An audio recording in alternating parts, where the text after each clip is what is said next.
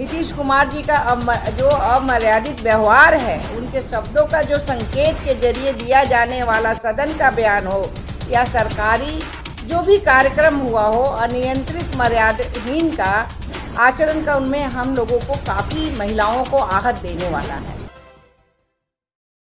नमस्कार, देख रहे हैं आप सिटी पोस्ट लाइव और मैं हूं आपके साथ पूजा शर्मा। बिहार के मुख्यमंत्री नीतीश कुमार का एक वीडियो सोशल मीडिया पर जमकर वायरल हो रहा है।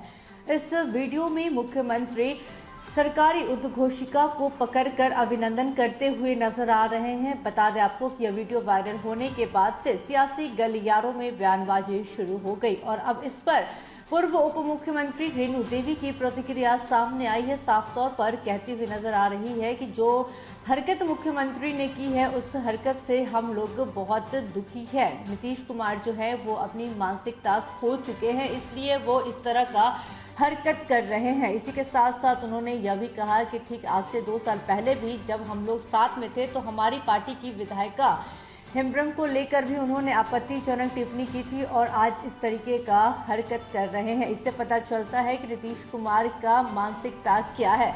इसी के साथ साथ मुख्यमंत्री नीतीश कुमार पर निशाना साधते हुए क्या कुछ कहती हुई नजर आ रही हैं पूर्व उप मुख्यमंत्री रेणु देवी। छोड़े जाते हैं आपको उनके बातों के साथ। हम सभी बहनें अपने को अपमानित महसूस करके बैठे हुए हैं, क्योंकि जो घटना घटी है परसों, और ऐसी घटनाएं 2 वर्षों से घट रही है। आखिर हुआ क्या है मुख्यमंत्री जी को? मैं मुख्यमंत्री जी नीतीश कुमार जी का जो अमर्यादित व्यवहार है, उनके शब्दों का जो संकेत के जरिए दिया जाने वाला सदन का बयान हो या सरकारी जो भी कार्यक्रम हुआ हो, अनियंत्रित मर्यादाहीन का आचरण का उनमें हम लोगों को काफ़ी महिलाओं को आहत देने वाला है।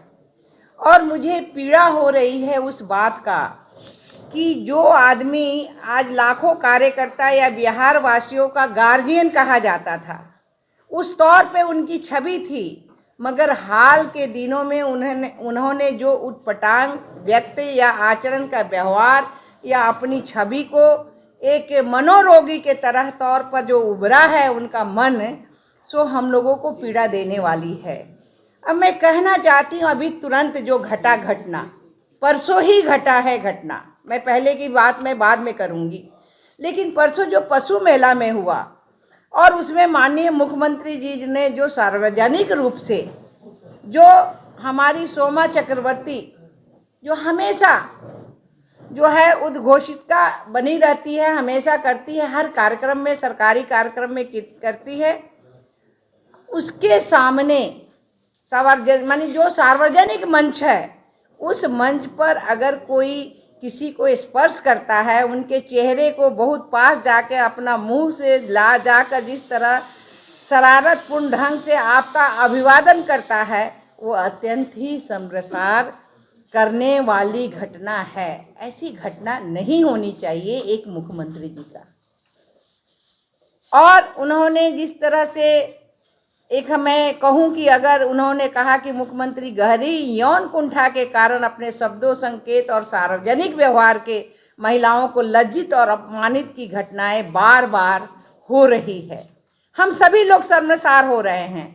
आप देख लीजिए, जो पिछली बार विधानमंडल के भीतर दोनों सदनों में जिस तरह से प्रजनन दर लेके हुआ, उस तरह से अगर आप वीडियो निकालिए और जो हाथ का इशारा करते हुए जिस तरह से चर्चा हुआ, उससे महिलाएं काफ़ी अपमानित और लज्जित हैं। गांव-गांव में आप जाएंगे तो महिलाएं कुछ न कुछ अशब्द बात करती ही रहती हैं कि ऐसा नहीं होना चाहिए।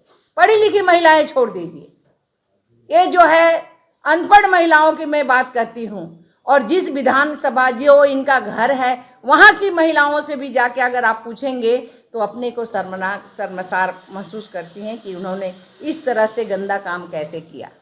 और यही कारण है कि इसके कारण जो अभी हमारी छवि खराब हो रही है। और उस कारण से अगर आप देखेंगे तो पीछे अगर आप देखेंगे तो एक बड़ा काम हुआ था, जो हम लोग पहली बार बैठे थे, यहाँ विधायिका जी हैं, 2 साल पहले हम लोगों ने विधानमंडल दल की बैठक थी, उस समय हमारी बहन निकी हेम्ब्रम थी, उनको भी कहा गया था कि वो सुंदर हो, तुम बहुत सुंदर हो। तो वहाँ से शुरू होता है और यहाँ अंत हो रहा है। सोमा चक्रवर्ती क्या थी? आपकी बेटी के बराबर थी, आपकी बहन के बराबर थी, आपको सब लोग सम्मान देता था, आप एक गार्जियन के तरह रहते थे। लेकिन आखिर आपको हुआ क्या है? आपने जब से महागठबंधन के साथ गए हैं तब से लगता है कि मानसिक रोग और भी बिगड़ते ही जा रहा है। चाहे वो आप 7 नवंबर को विधानसभा के अंदर जिस तरह से आपने रिपोर्ट दिया, अपनी राजनीतिक जिंदगी में पहली बार आपने इस तरह का कृत्य लिए, ना केवल मीडिया से बल्कि सदन में बिना शर्त माफी मांगने की पड़ी और खुद को शर्मिंदा बताते हुए अपनी निंदा भी आप की थी। लेकिन फिर से पुनः ये कैसे ये काम हो गया सोमा चक्रवर्ती के साथ कि उनके कंधे पे हाथ डालना, ये तो एक तरह से छिड़कानी करना हुआ और उसे कहना कि आपका भी अभिनंदन है। ऐसा कोई करता है क्या? तो इसलिए सबसे पहले तो मैं यही कहूँगी कि उनकी अपनी मानसिक इलाज होनी चाहिए थी और इस तरह से हम लोग शर्मसार ना हो, हमारे बिहार की महिला क्या देश विदेश में हमारी छवि ना खराब हो। तो उस तरह से आपको पहले ही कुछ न कुछ चिंता करने की आवश्यकता है।